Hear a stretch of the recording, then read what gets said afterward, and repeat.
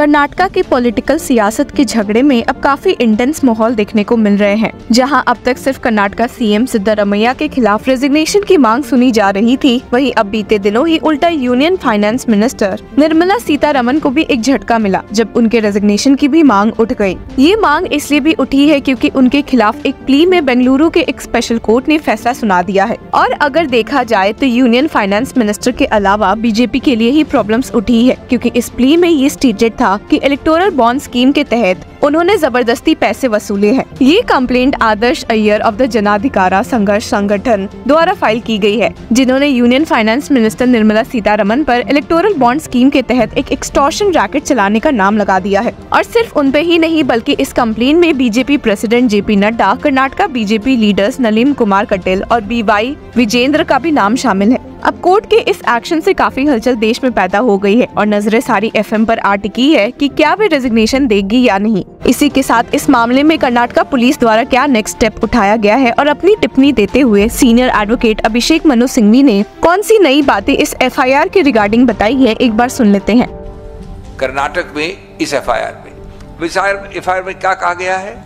Accused 1 वित्त मंत्री, accused 2 ED officials, accused 3 BJP officials, accused 4 Nalin Kumar Kateel and other constitutional office bearers. इसका भी आपको एक्सट्रैक्ट दे रहे हैं, ट्रांसलेशन दे रहे हैं इसका भी आप। Conspired and extorted more than 8,000 crores from the CEO and MD of MNC and TNC corporate companies in the name of electoral bonds.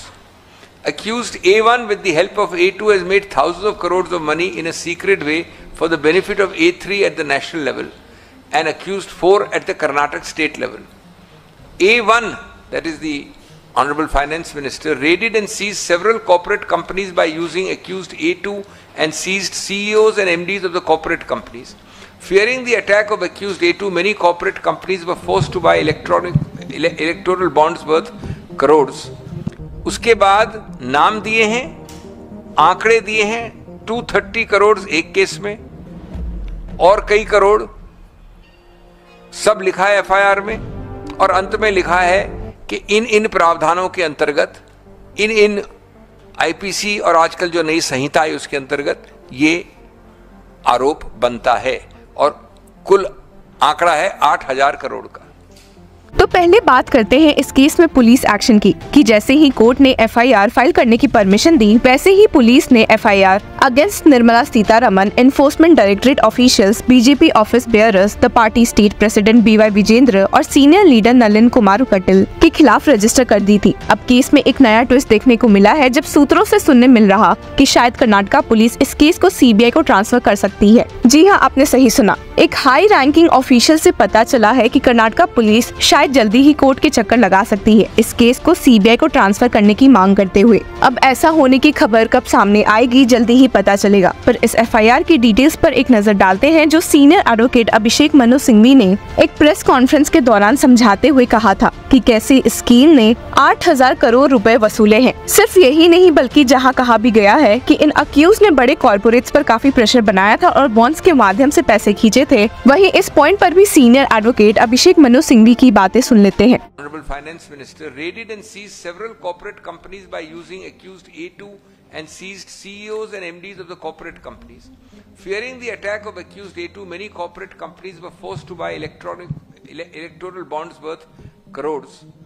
उसके बाद नाम दिए हैं, आंकड़े दिए हैं, 230 करोड़ एक केस में और कई करोड़, सब लिखा है एफआईआर में।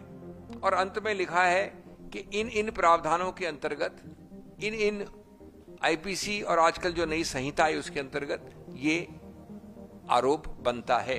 और कुल आंकड़ा है 8,000 करोड़ का। मैं ये कहना चाहता हूं कि इसमें से खैर सब उच्चतम लोगों के नाम भी हैं, भारतीय जनता पार्टी के संबंधित लोग हैं, लेकिन ये सर्वविदित है कि वित्त मंत्री का ना अधिकार क्षेत्र है, न हिम्मत है, न पूरा वो अकेली कर सकती है। इसका आदेश, इसकी संरचना, इसका कार्यान्वित करना सब कुछ सिर्फ एक जगह से होता है। हम जानते हैं नंबर 1 कौन है, नंबर 2 कौन है, हम जानते हैं कि कैसे हुआ, क्यों हुआ, किसके आदेश में हुआ, किसके निरीक्षण परीक्षण में हुआ। ये ध्यान रखना बहुत आवश्यक है। अब इसका मैं 5वां प्रकरण आपको बताना चाहता हूं कि जब इलेक्टोरल बॉन्ड्स बने तो आरबीआई के गवर्नर के स्तर के एक व्यक्ति ने क्या कहा। जब ये बना रहे थे, प्रस्तावना थी, संरचना थी, जब ये कार्यान्वयन नहीं हुआ था, सबसे ज्यादा एक माना जाता है स्टैच्यूट के अंदर बना है, कानून के अंदर एक अलग संस्था है, उसके सिटिंग गवर्नर ने, और उनका क्या हश्र हुआ हम जानते हैं। उसके बाद ये लिखा था, ये है 14 सितंबर 2017 को, और इसके बाद 2 चिट्ठियां और हैं जिसके बाद उनको इस्तीफा देने में विवश किया गया। We are concerned that the issue of electoral bonds has the possibility of misuse, more particularly through the use of shell companies. Great reputational risk, मैं पूरा नहीं पढ़ रहा हूं, provides anonymity. We believe this can be better achieved in a different way. Otherwise, it can lead to money laundering. बाद में उन्होंने एक बार और चिट्ठी लिखी जिसमें मनी लॉन्ड्रिंग के बारे में कहा, fraud with serious risk of money laundering. मैं तो कोटेशन कर रहा हूं, मेरे कोई शब्द नहीं है। ये आरबीआई के माननीय गवर्नर लिखते हैं सरकार को, और सरकार उसको डस्टबिन में फेंक देती है, उनको हटा देती है। ये सोच थी। इसका अगला पक्ष जो मेरे वरिष्ठ मित्र से सीधा संबंध रखता है और जिसमें मेरा प्रिविलेज है, कानूनी रूप से मैं पेश हो रहा हूं, इस सब को दायर पायर करने के लिए आपने एक फिक्शन और किया। आप जानते थे कि असंवैधानिक है, आप जानते थे कि जो लोग खड़े हो सकते हैं, बोल सकते हैं, वो इसका विरोध करेंगे, आप जानते थे कि आप इसको राज्यसभा में पारित नहीं कर सकते हैं, तो आपने इसमें टैग लगा दिया मनी बिल का। आज तक वो मामला पेंडिंग है, निलंबित है, इनके नाम से केस है, बल्कि जनाब रमेश बनाम सो एंड सो।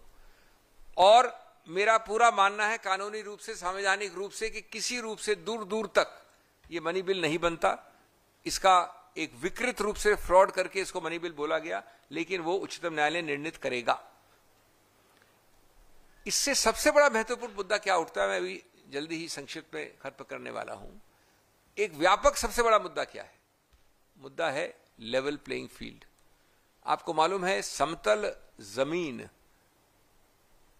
एक निष्पक्ष और स्वतंत्र चुनाव के लिए अति आवश्यक है, और निष्पक्ष और स्वतंत्र चुनाव लोकतंत्र के लिए, गणतंत्र के लिए अति आवश्यक है। और गणतंत्र और लोकतंत्र और निष्पक्ष चुनाव और समतल जमीन इसी कारण से बेसिक स्ट्रक्चर, संविधान के मूल ढांचे का एक अभिन्न अंग बन जाते हैं।